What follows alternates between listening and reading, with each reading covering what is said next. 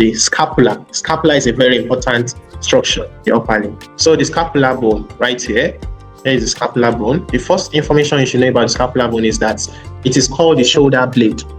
It is called the shoulder blade. That's an introductory statement. The next thing you should know about the scapula is its location. Okay, the scapula is located at the posterolateral side of the thorax. Clavicle is in the anterior side.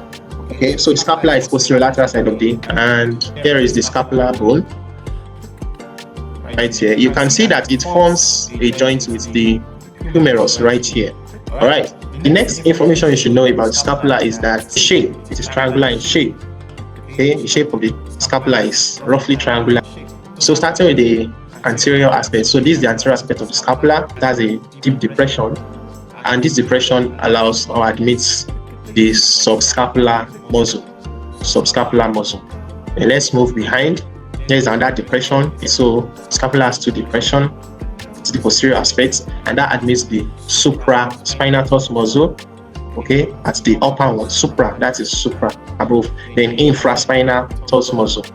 Now the word supraspinatus means that above the scapular spine. Here is the spine of the scapula.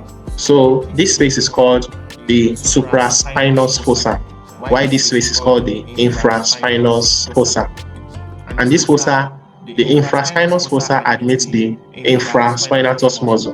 Supraspinous fossa admits the supraspinatus muscle. After that, we'll deal with the borders of the scapula. So it has a superior border, it has a medial border, that's the lateral border. So this is the lateral border, this is the medial border. So the medial border continues with the superior border, and this is lateral border. The lateral border goes downward. There's an important thing about the border of the scapula. The border of the scapula continues laterally as the glenoid cavity, and it is this cavity that the head of the humerus articulates to form the shoulder joint. Then another important feature is this forward extension. There's a forward extension in the scapular bone. It's like a beak, so it's called the coracoid process.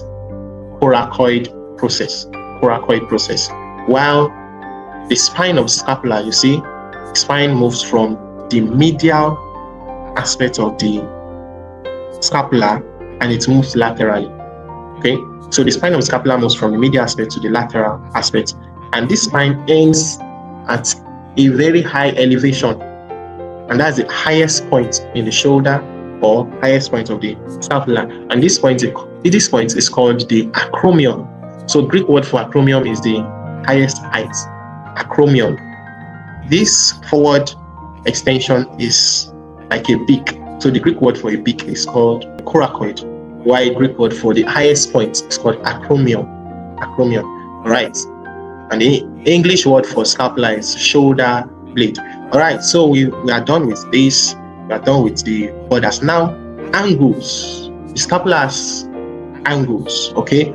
There is a superior angle, and that is the superior angle and the inferior angle.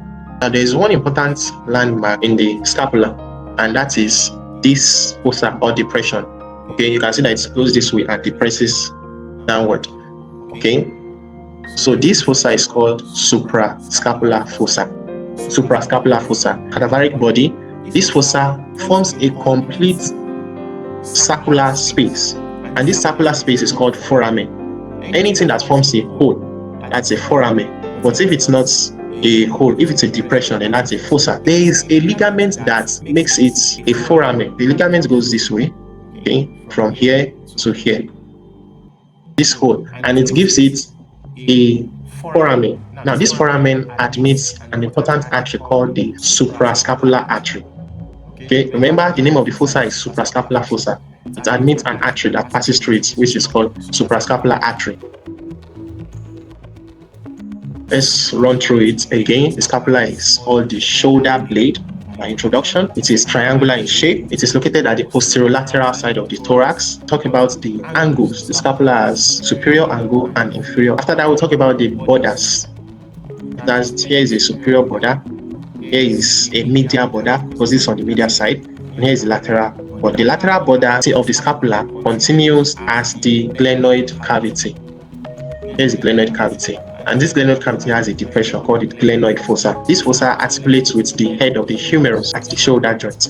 Another important feature is this extension of the bone in the scapula, and this is called the coracoid process. So you notice that coracoid process is also found in the ulna. So all these processes are appearing like a peak because it's extended forward.